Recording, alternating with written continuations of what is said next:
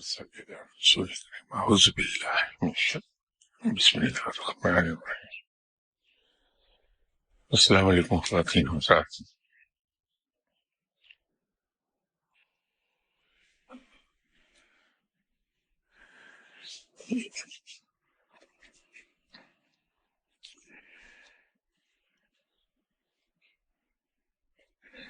تصوف میں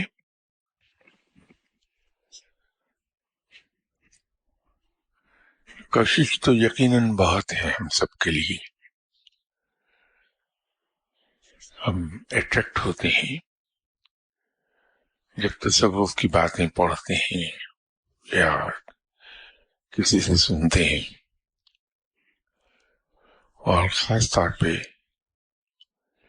جب کشف و کرامات کا ذکر ہوتا ہے تو وہ ہمیں بڑی شدت سے اپنی طرف اٹریکٹ کرتی ہیں وہ چیزیں. یہ انسانی فطرت میں ہے کہ انسان ان چیزوں کی طرف اٹریکٹ ہوتا ہے جو مشکل سے حاصل ہوتی ہیں یا اس کے پاس موجود نہیں ہوتی. لیکن وہی چیزیں جن میں اتنی کشش اسے محسوس ہوتی ہے، جب اسے حاصل ہو جائے تو پھر اس کے لیے ان کی قدر و قیمت وہ نہیں رہتی جو کبھی تھی.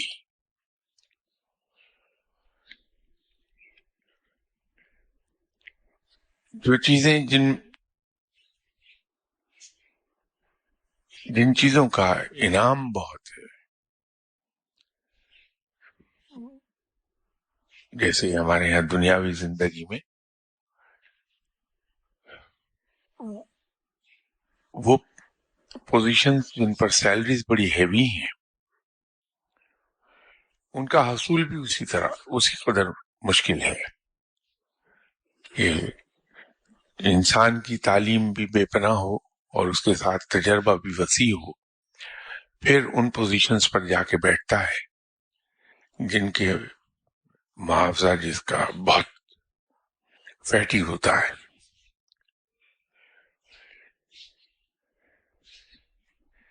انسان دنیا کے سب سے بلند ترین پوائنٹ پر جا کے بیٹھ سکتا ہے، ماؤنٹ ایوریسٹ کی چوٹی پر ہم بیٹھ سکتے ہیں، لیکن وہاں تک پہنچنے کے لیے اسی قدر محنت کی بھی ضرورت ہے اور پہاڑ پر چڑھنے کی مشق اور اس کی تکنیک کا سیکھنا بھی اتنا ہی ضروری ہے، ورنہ کسی مقام پر بھی پاؤں پھسل جائے گا اور انسان نیچے گرے گا، جان سے ہاتھ دھو بیٹھے گا. اسی طرح جب تصوف میں ہم قدم رکھتے ہیں تو تصوف میں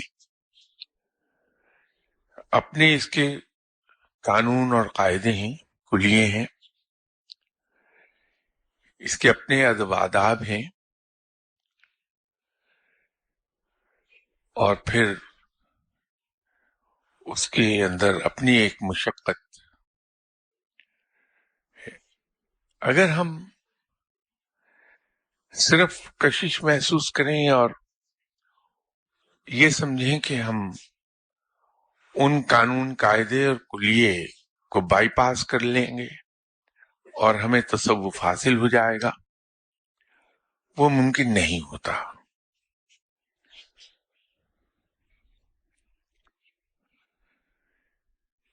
حصول علم میں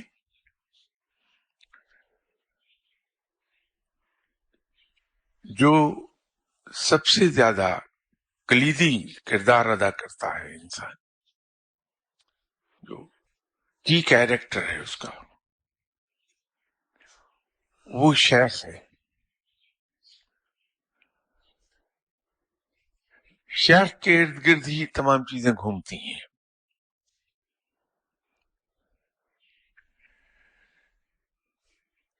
اور پھر جہاں کرینے کی بات آتی ہے تو ادب پہلا کرینہ ہے اس راہ کا.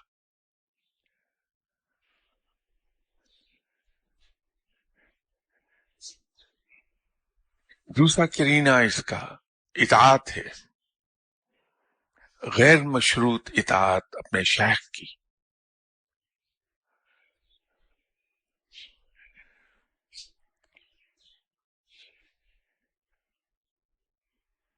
جو شخص اپنے شیخ پر تنقید کرتا ہے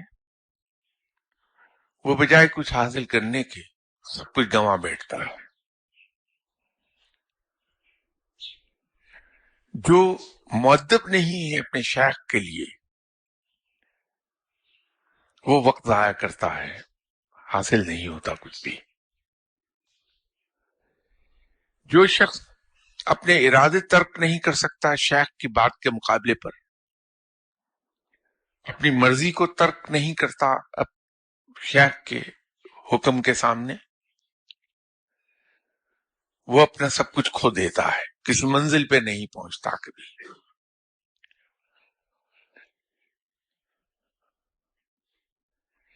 اس لیے کہ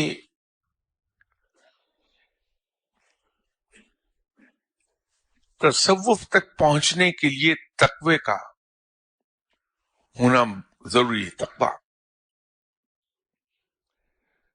اور تقوی کی اگر آپ آسان ترین سہل ترین تعریف کریں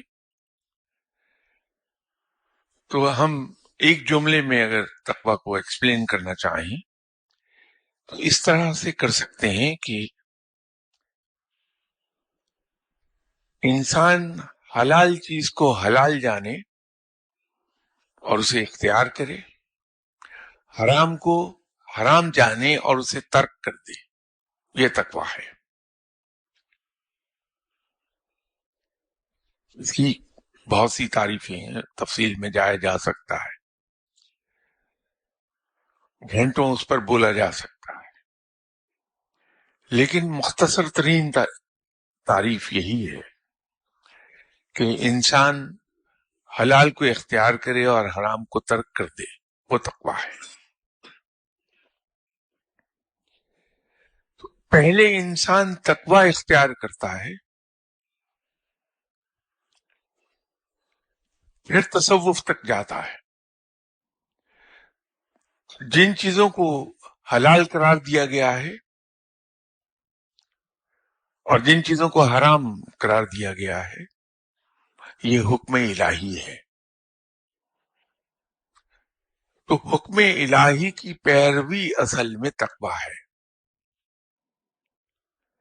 تو جب ہم اپنے شیخ کی بات کو بغیر سوچے سمجھے، بغیر کوئی کوشچن کیے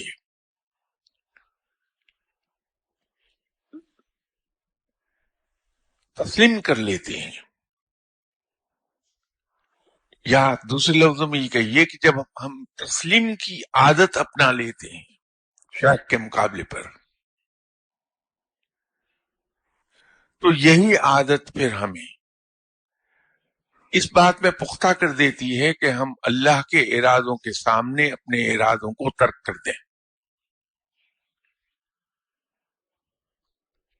اپنے خواہشات اور اپنے ارادوں کی بساط لپیٹ کر رکھ دیں جہاں رب کا معاملہ آ جائے، جہاں اس کے رسول صلی اللہ علیہ وسلم کا معاملہ آ جائے. تو یہ سب کچھ حاصل ہوتا ہے ٹریننگ پر سے.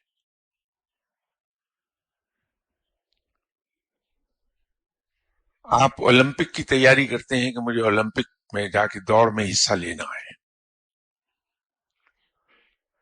تو اس کی تیاری آپ کرتے ہیں. اگر فرض کے لیے اسپرنٹ میں حصہ لینا چاہتے ہیں آپ، تو ہوگا یہ کہ آپ شروع میں 10 گز 15 گز 20 گز انتہائی سپیڈ پر دوڑیں گے. اگر اس کی پریکٹس کرتے رہیں گے تو ایک وقت آ جائے گا کہ آپ اولمپک کے سٹینڈرڈ پر چل جائیں گے اور ریکارڈ بریک کر لیں گے، اس لیے کہ آپ نے اس کی ٹیکنیک سیکھی ہے اور اس کو چھوٹے پیمانے پر شروع کیا ہے، اور اس نے آپ کا سٹیمنا ڈیولپ کر دیا، آپ کے مسلز کا سٹیمنا ڈیولپ کر دیا ہے. تو شیخ کی بات کو ہم اگر آنکھیں بند کر کے تسلیم کر لیں تو یہ تربیت ہونی شروع ہو جاتی ہے کہ ہم تقوی اختیار کر لیں گے، اور جو شخص تقوی اختیار کر لے گا وہ تصوف تک جا پہنچے گا۔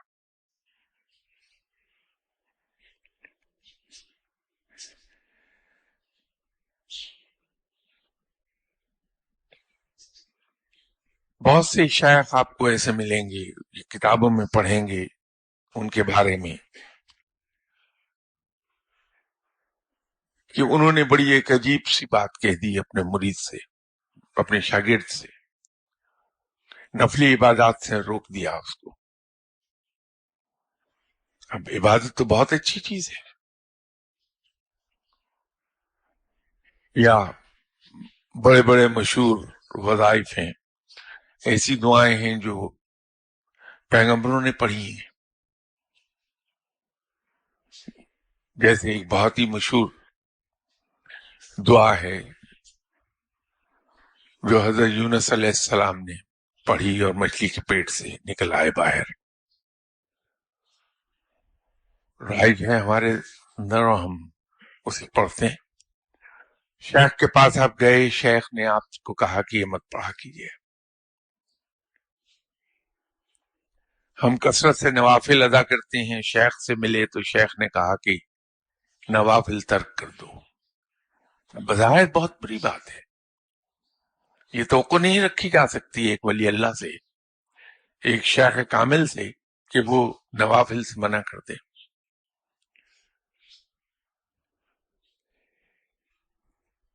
لیکن وہ شیخ کی نظر ہے جو دیکھ رہی ہے کہ کثرت سے نوافل پڑھنے کی وجہ سے لوگ اس شخص کی عزت کرنے لگے ہیں کہ بہت نیک انسان ہے، اور اس عزت نے اس کے نفس کو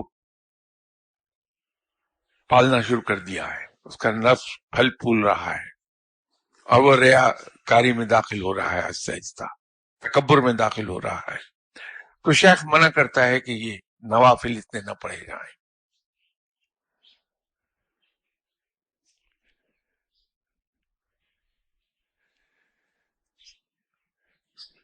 یا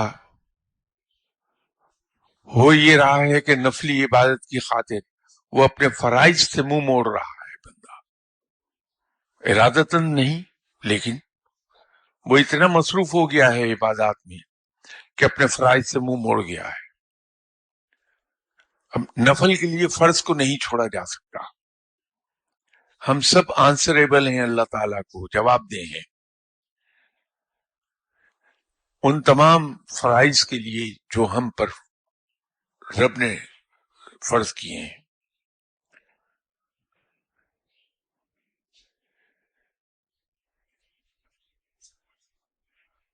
ہمیں اس سے اندازہ ہو جائے گا کہ یہ بات کس قدر ضروری ہے جس کو ہم الٹا سمجھتے ہیں۔ 3 صحابہ کرام آپ صلی اللہ علیہ وسلم سے ملنے کے لیے آپ کے در اقدس پر گئے۔ وہاں جا کے پتہ چلا کہ آپ صلی اللہ علیہ وسلم گھر پہ تشریف نہیں رکھتے۔ ام المومنین نے پردے کے پیچھے سے فرمایا کہ آپ صلی اللہ علیہ وسلم گھر پر نہیں ہیں۔ تو ان تینوں صحابہ میں سے ایک نے ام المومنین رضی اللہ تعالی عنہ کی خدمت میں عرض کی کہ آپ صلی اللہ علیہ وسلم کی عبادت کا روٹین کیا ہے؟ تو بی بی صاحبہ نے فرما دیا کہ آپ صلی اللہ علیہ وسلم اس طرح عبادت کرتے ہیں۔ تو یہ سن کر ایک صحابی نے کہا کہ میں آج سے ساری رات سوؤں گا نہیں، نوافل ادا کیا کروں گا۔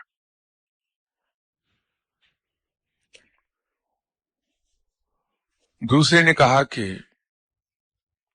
میں پورا سال نفلی روزے رکھوں گا، ماسوائے جو جن ایام میں منع ہے، جیسے عید الفطر ہے، عید الاضحیٰ ہے۔ اسی طرح تیسرے نے بھی کہا۔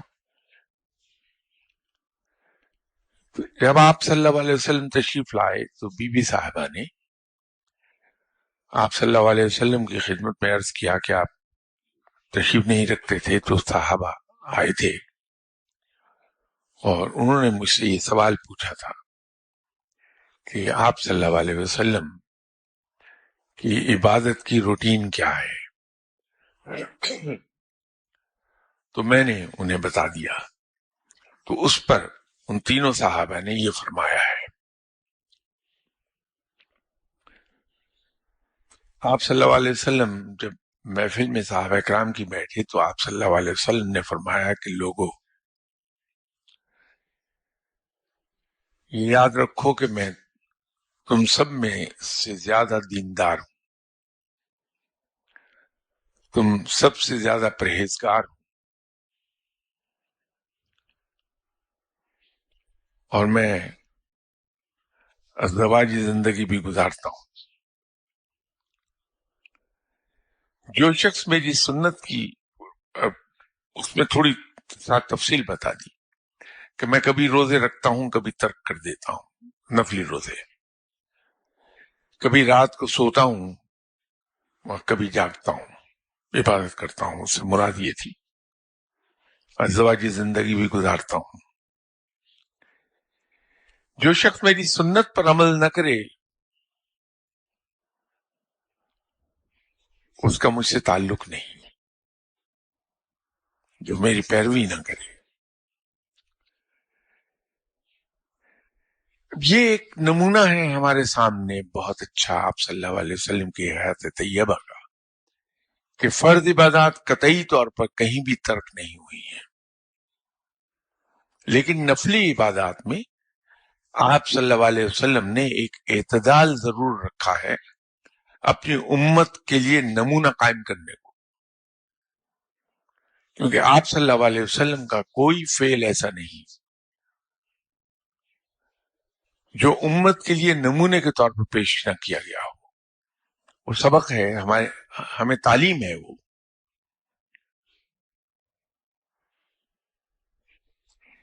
تو اسی طرح شیخ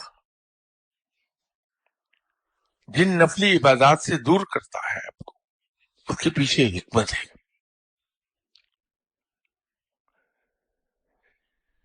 جو آپ کا شیخ ہے وہ پابند ہے اس بات کا کہ اپنے ہر شاگرد کو نہ صرف رب کی طرف لے جائے بلکہ اس کو اس اسلام کی طرف لے جائے جو آپ صلی اللہ علیہ وسلم نے انٹروڈیوس کرایا بحکم الہی، جو وحی کے ذریعے سے آپ صلی اللہ علیہ وسلم پر نازل ہوا، اور آپ صلی اللہ علیہ وسلم نے ہم پر احسان فرمایا کہ ہم تک وہ کنوے کیا۔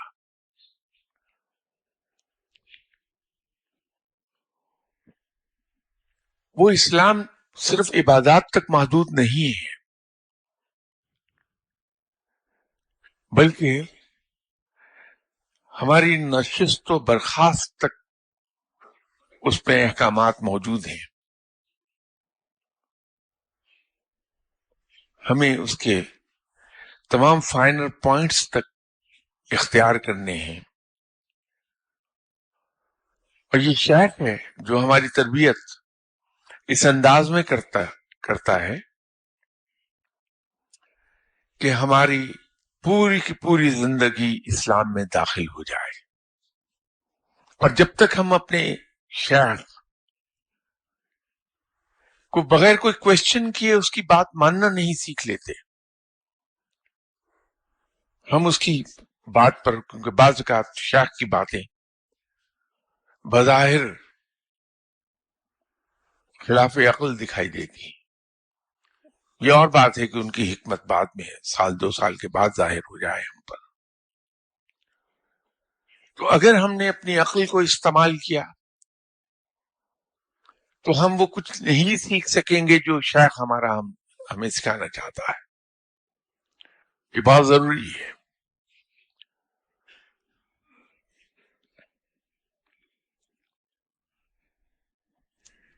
شیخ کے لیے اسی لیے ایک چیز یہ کہی جاتی ہے کہ شیخ سے انسان اتنی محبت کرے جتنی وہ والدین سے بھی نہیں کرتا، اس لیے کہ والدین بائی چوائس نہیں ہے، اس میں ہمارا اختیار اور ہماری چوائس کو دخل نہیں تھا. قدرت نے جہاں جس گھر میں ہمیں پیدا کر دیا وہی ماں باپ ہیں ہمارے، بائی چوائس نہیں ہے. لیکن شیخ بائی چوائس ہے، ہم خود اپنی فری ول سے اس کو چنتے ہیں کہ میں اس شخص کو اپنا شیخ مانتا ہوں.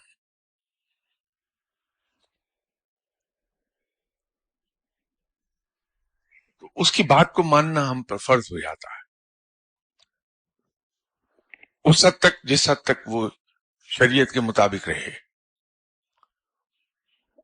اور جہاں کوئی ایسی بات آ جائے جو خلاف شریعت ہے وہاں ہم آزاد ہیں، ہمیں پورا حق ہے کہ ہم وہاں انکار کرتے ہیں.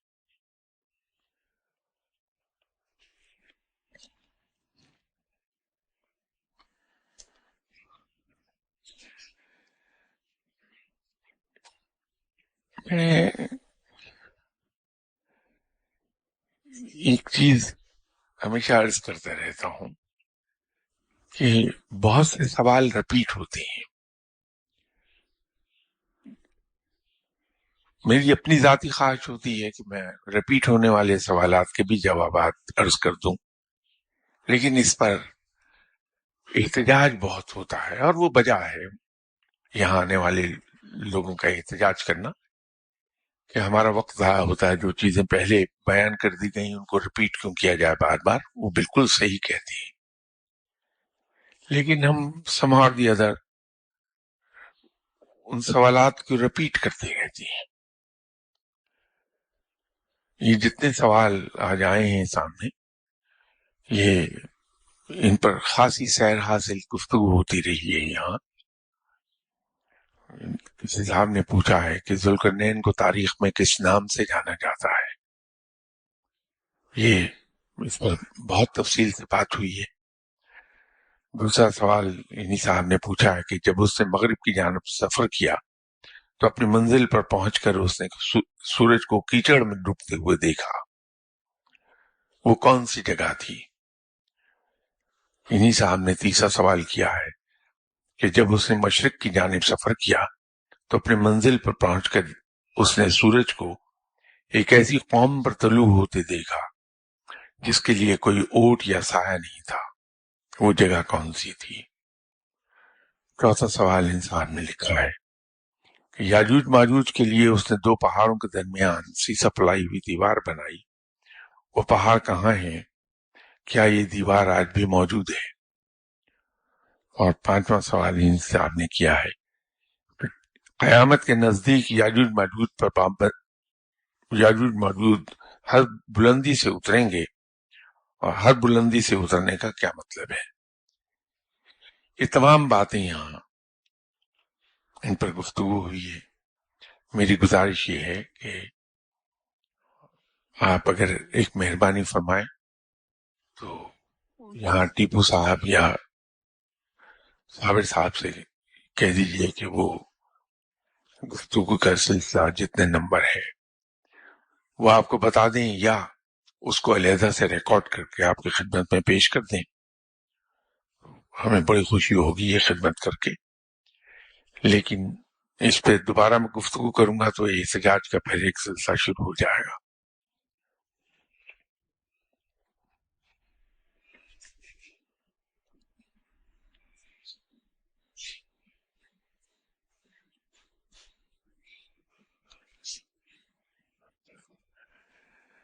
میرے سامنے سوال نیو یارک سے پوچھا ہے. Ideologically and practically on the ground, how shall one strategize to upbring kids in the West, USA, considering the environment and culture challenging? Should we focus on Islamic schools?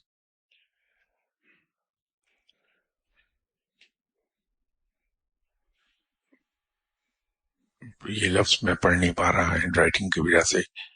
mosque visits or trying to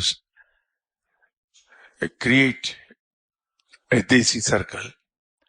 Kindly elaborate with your personal experiences as that helps.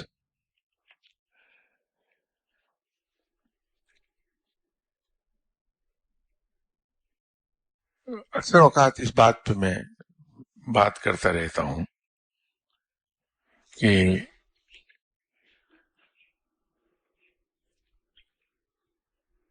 جو اولیاء کرام گزرے ہیں ان کا بھی کہنا یہی ہے، ان سے میں نے سنا اور پھر زندگی میں کچھ تجربہ بھی حاصل ویسا ہی ہوا. ایسی کوئی چیز نہیں ہے جس کی مثال ہمیں، جس کی انالوجی ہمیں آپ صلی اللہ علیہ وسلم کی حیات طیبہ سے نہ مل پائے.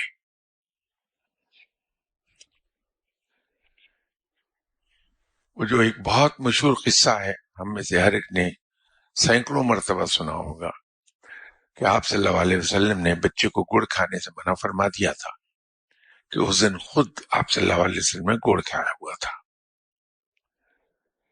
اسی طرح آپ صلی اللہ علیہ وسلم کا اسلام کی پریچنگ کا طریقہ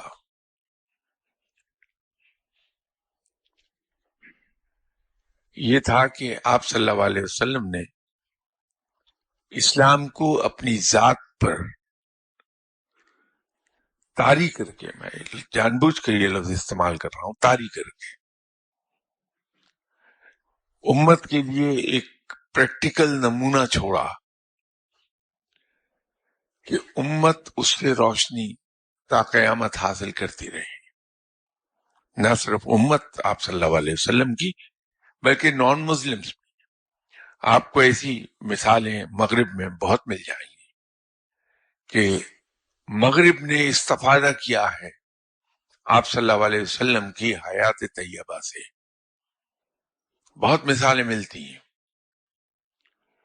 اور اس کے انہوں نے پھل کھائے ہیں اس استفادہ کے. یہ اور بات ہے کہ اللہ تعالی کے پاس ان لوگوں کی جنہوں نے سرکشی کی ہے،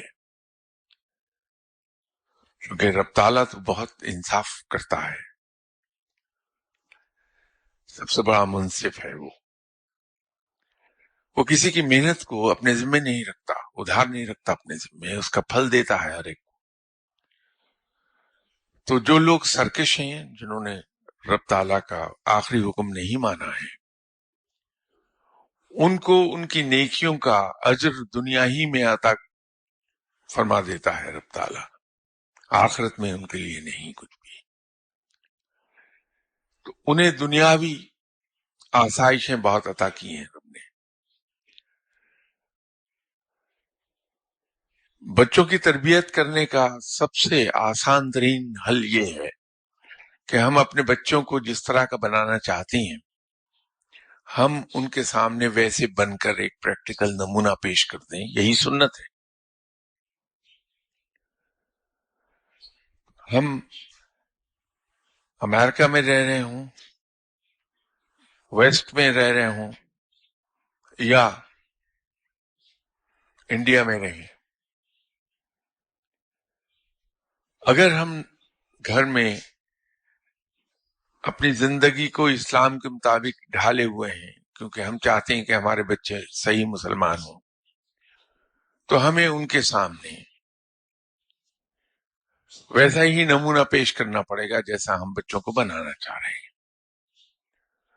تو یقین کیجئے کہ ہمیں کسی سٹیج پر کسی بچے کو کچھ سبق پڑھانے کی ضرورت نہیں پیش آئے گی. بچے از خود اس طرف کو چل نکلیں گے جدھر ہم لے جانا چاہتے ہیں. تو سب سے آسان کام ہے. لیکن اب اس کو کیا کہیے کہ میں اپنے گھر میں وہ بن کر نمونہ پیش نہیں کر سکتا جب میں اپنے بچوں کو بنانا چاہتا ہوں، کیونکہ مجھے آزادی چاہیے، قواعد و ضوابط سے آزادی چاہیے، پابندیوں سے مجھے آزادی چاہیے. تو یہ ہو نہیں سکتا کہ میں मादर पिदर जिंदगी आजाद गुजारूं और अपनी औलाद से ये तवक्को रखूं कि वो मेरी वर्ड ऑफ माउथ से ऐसे बन जाएंगे जैसे मैं उन्हें बनाना चाहता हूं, ये मुमकिन नहीं होगा। तो आसान नुस्खा यही है कि हम वैसी जिंदगी इख्तियार कर लें जो हम बच्चों को बनाना चाहते हैं।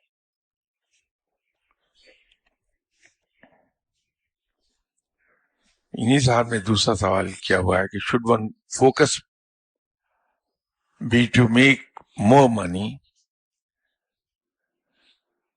To make to a better neighborhood, then better schools?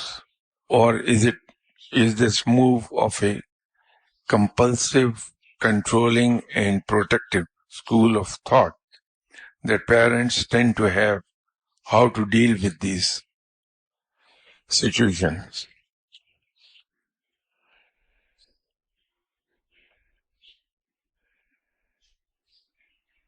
मैं ज़ाती तौर पे ये समझता हूं कि इंसान को भरपूर मेहनत करनी चाहिए कि वो हलाल के रास्ते मैक्सिमम रिस्क कमा ले, लेकिन रिस्क से, दौलत से मोहब्बत ना दिल में पाले, उससे मोहब्बत ना करे।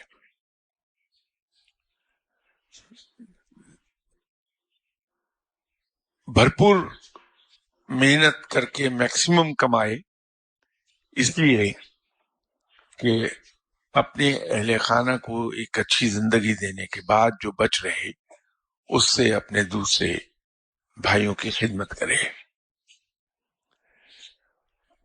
अगर मैं मेहनत से दूर भागा हूं और उतना कमा रहा हूं जिससे मेरी मुश्किल जरूरियात पूरी हो जाए, तो मैं जब अपने किसी भाई को मुश्किल में देखूंगा तो उसकी खिदमत नहीं कर सकूंगा, क्योंकि मेरे पास खुद भी कुछ नहीं है।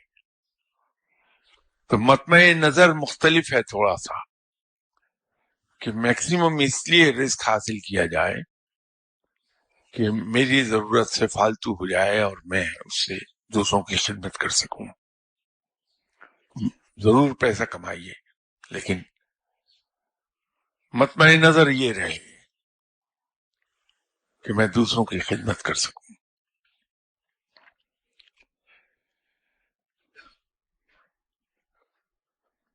पड़ोसियों का हम बेहतर नहीं कर सकेंगे कभी, इसलिए कि बकौल हजरत उमर रजी अल्लाह ताला अन्हु के कि रब ने इनकी माँ ने इन्हें आजाद जना था, तुम्हें यह किसने दिया कि तुम उन्हें गुलाम बना लो? तो हमारे पड़ोसी इंसान हैं, उनको पूरा हक हासिल है कि वो अपनी जिंदगी खुद जिए।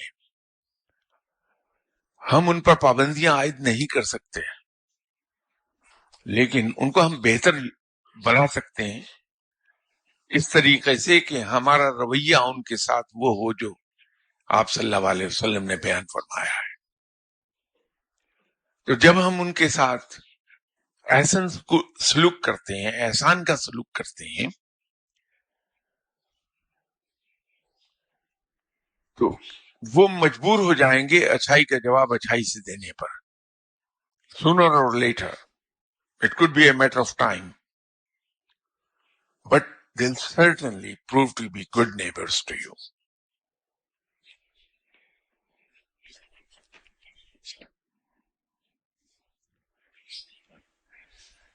बेहतर स्कूल से मुझे नहीं मालूम कि आपकी मुराद क्या है।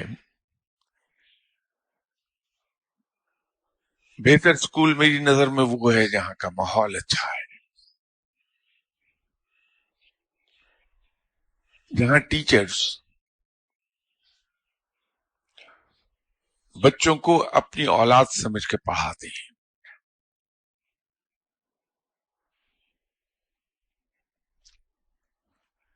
जहां के टीचर्स को अपनी जुबान पर पूरा कंट्रोल हासिल है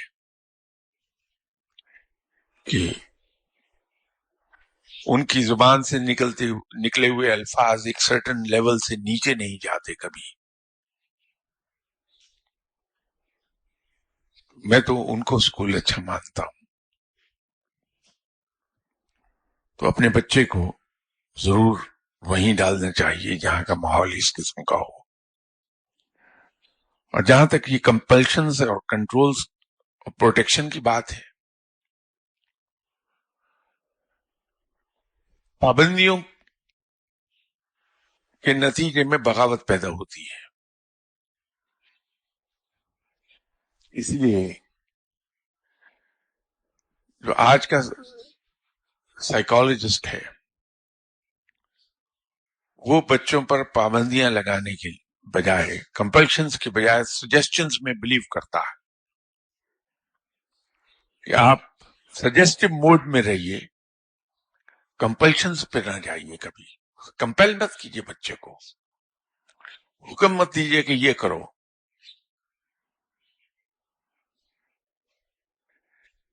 ہم پاکستانی ماں باپ اور of course Indian sub continent میں جتنے بھی ملک ہیں، وہاں شاید ہم بائی نیچر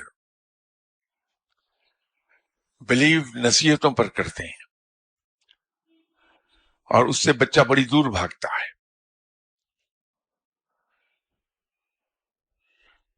یہ کہنے کے بجائے کہ ڈو دس، اگر ہم اس کو یہ کہہ دیں کہ excellent, you did a very good job, I think we can still improve upon it, you can try it, you can do it this way, بچہ فوری طور پر ادھر کو مائل ہو جائے گا. جو ہم کرانا چاہتے ہیں وہی کرے گا. سجیسٹو موڈ میں رہیے، نصیحتوں کے موڈ میں مت جائیے.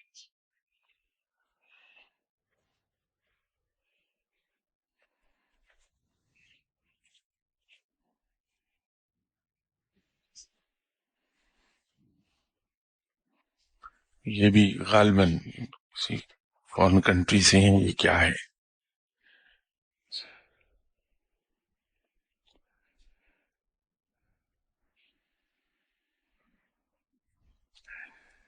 یہ سوال عام کتابوں میں اس کا جواب مل جائے گا. Is it allowable in Islam to offer prayers during traveling in car if there is a surety that namaz time will be finished by the time of reaching home? Actually, I use pick and drop service by van. اگر نماز کا وقت جا رہا ہو تو اپنے امکانی حد تک ڈٹرمن کر لیجئے کہ گاڑی جس رخ پر سفر کر رہی ہے اس وہاں خانہ کعبہ کس رخ کو ہے، ادھر کو رخ کر کے پڑھ لیجئے. میں اس میں میجر ایمفیسس ہے امکانی حد تک، جہاں تک ہمارا گمان، غالب گمان یہ ہو کہ غالباً خانہ کعبہ اس ڈائریکشن میں ہوتا ہے. ایک رف آئیڈیا ہمارے پاس ہے.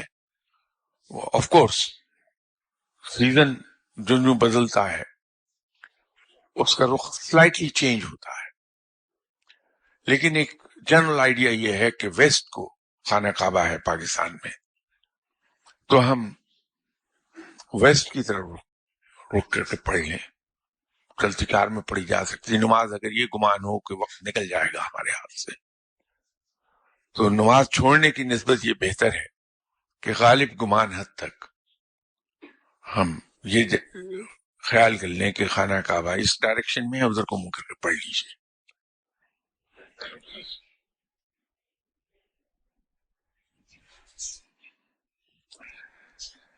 دوسرا سوال یہ ہے، اس پر بہت یہاں گفتگو ہوئی ہے. If Shab Qadr occurs on 23rd in some country, would it occur on 23rd in other countries as well? Or it can occur on 25th, 27th in Pakistan? اس پہ بہت گفتگو ہوئی ہے ہماری. یہ آپ کو اس پر غالباً 2 گھنٹے کی گفتگو مل جائے گی، مختلف قسطوں میں ہوئی بھی.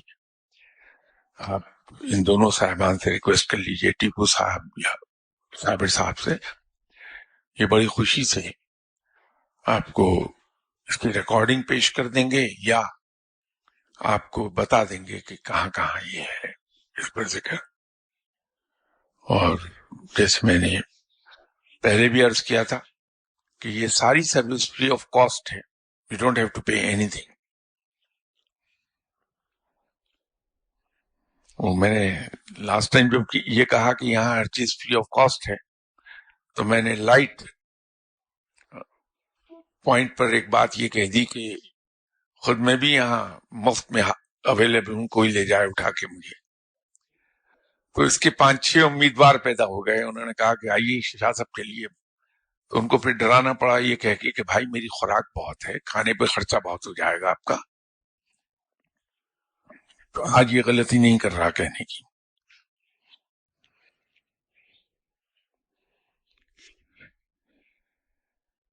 اب یہ اگلا سوال کمال کا ہے. I really like it. I want to know what Allah feels when we say namaz for him. I mean, he is beniyaz and he does not need my namaz or whatever I do. It's $1 million question. لیکن اس کا جواب دینے کے لیے پہلے مجھے اوپر جانا ہوگا تاکہ اللہ سے میں پوچھ سکوں، اور اوپر گیا ہوا واپس آتا نہیں آپ کے سوال کا جواب دینے کے لیے. بھائی اللہ تعالیٰ کو بڑی خوشی ہوتی ہے جب ہم اس کی غیر مشروط بندگی کرتے ہیں. اطاعت ہی نہیں، بندگی غیر مشروط کرتے ہیں. کیونکہ اطاعت کمپلسو ہو سکتی ہے کہ اس کا حکم ہے اس لیے ہم اس کی اطاعت کر رہے ہیں. بندگی خوشی کا سودا ہے، اپنی مرضی کا سودا ہے، کہ جہاں انسان جذبے کے ساتھ اپنے رب کی حکم کی تعمیل کرتا ہے، اس لیے نہیں کہ وہ میرے رب کا حکم ہے بلکہ اس لیے کہ میرے رب نے یوں ہی چاہا ہے. دونوں باتوں میں بہت فرق ہے. حکم کی تعمیل کرنا اور اپنی خوشی سے کوئی فعل سر انجام دینا کہ میرے رب نے یوں ہی چاہا، بہت فرق ہے دونوں میں.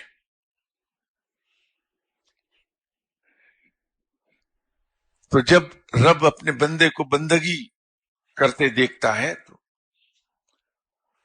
وہ راضی ہوتا ہے.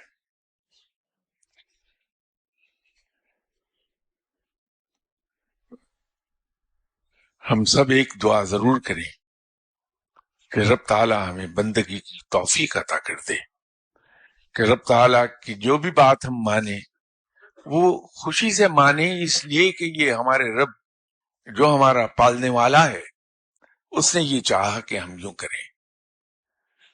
ہم اس کو ناراض نہ کریں اس کے کہے کے خلاف کچھ کر کے. تو اس کی ناراضگی کے ڈر سے کہ کہیں ہمارا رب ناراض نہ ہو جائے ہم سے، جو اتنا مہربان ہے کہ ہمیں پالتا ہے ہر رنگ میں، ہر طریقے سے. تو اتنے احسانات کرتا ہے ہم پر، ہم اس کی بات کو ہنسی خوشی مانیں.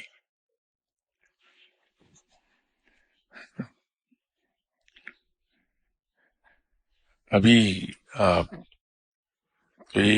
10-12 دن پہلے میں اسلام آباد میں ایک فنکشن اٹینڈ کر رہا تھا. وہاں بہت سینئر آدمی، وہ ان لوگوں نے کہا ہوگا کہ وہ بیٹھا ہے ادھر، وہ چلے آئے کہ میں آپ سے ملنا چاہ رہا تھا. بسم اللہ، ضرور ملیے. انہوں نے کہا کہ شاہ صاحب ایک بات عجیب سی سمجھ میں آئی ہے. ان کی کچھ بات کا حصہ میں بالکل گول کر رہا ہوں کیونکہ اس میں میری خود ستائی آ جائے گی، وہ میں نہیں چاہتا. انہوں نے کہا کہ ایک بات ہم نے سیکھی ہے اور اس کو میں نے ایکسرسائز کیا، اور وہ یہ ہے کہ محبت سے ہر کام نکل جاتا ہے، ہر کام ہو جاتا ہے. تو میں تو اب ایک کتاب لکھنے کا سوچ رہا ہوں، اور اس کتاب کا نام میں رکھ رہا ہوں پاور آف لو۔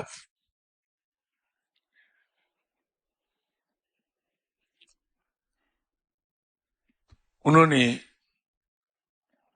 ایک صاحب کو آواز دی اور میرا تعارف کرایا کہ ایک ریاست کے پرنس ہیں یہ، اور میں جانتا ہوں ذاتی طور پر بہت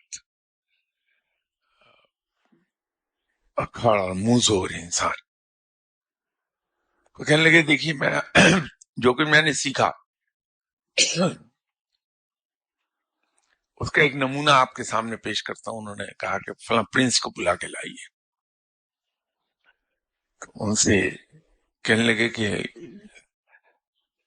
ان سے ذرا پوچھیے کہ ان کے والد صاحب کا نام کیا ہے۔